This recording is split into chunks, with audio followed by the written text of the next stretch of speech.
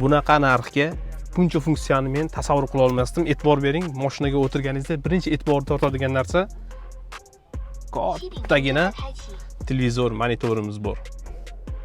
E'tiboringiz uchun.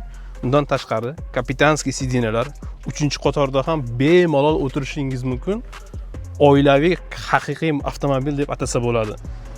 Salonda 21 ta Harman Kardon top akustikalardan bittasi. 21 ta, tasavvur qiling, 21 ta. Elektron paroklarimiz bor. Mana bundaqa zavodskoy tushundilaringiz nimaligini? Hozirgi kunda Toshkentdan Samarqandga va vodiyga pullik yo'llar qurilishi planlashtirilgan. Ya'ni eng og'riqli muammo desa ham bo'ladi.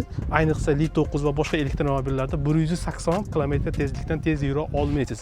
Bu avtomobil esa 220 tezlikdan ham bemalol o'ta olar ekan. Aytgancha bu mashinamiz gibrid bo'lib, zapas xodi elektrda o'zida 220 km yura oladi va polniy bakda 1200 km yura oladi. Undan ham e'tiborli tortadigan narsa mana bu yerda pnevma podveskamiz bor ekan. Undan ham zo'ri hamma mashinada bo'lmagan pilsoskalarimiz bor.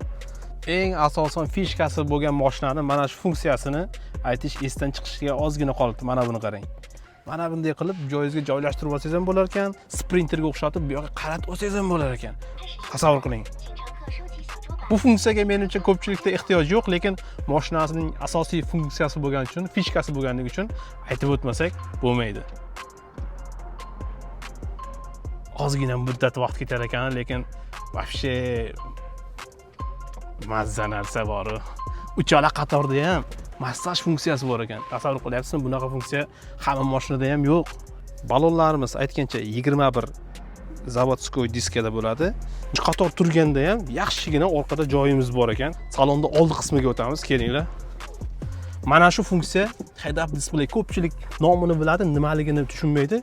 Avtomobil juda ham tez yurayotganda siz tezlikka, monitorga emas, to'g'ri yo'lga qaraysiz, mana shu lavoyda ko'rsatib beradi. Bu narsani ko'pchilik e'tibor bermaydi, bilmaydi. Eslab qolish funksiyalari, abduh abagri hammasida bor. Bu yerda ikkita besprovodniy zaryadkamiz bor ekan. Boshqa ta'rif bera olmaymiz bu mashinaga.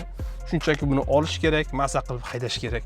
Rollari ham neobishni ekan, lekin narxiga keladigan bo'lsak, narxi hozir nalichida 65 mingga olib ketsangiz bo'ladi. Niyat qilgan hammaga nasib qilsin. Bundan ham zo'r avtomobillarni ko'rish uchun sayfamizga obuna bo'lib qo'ying.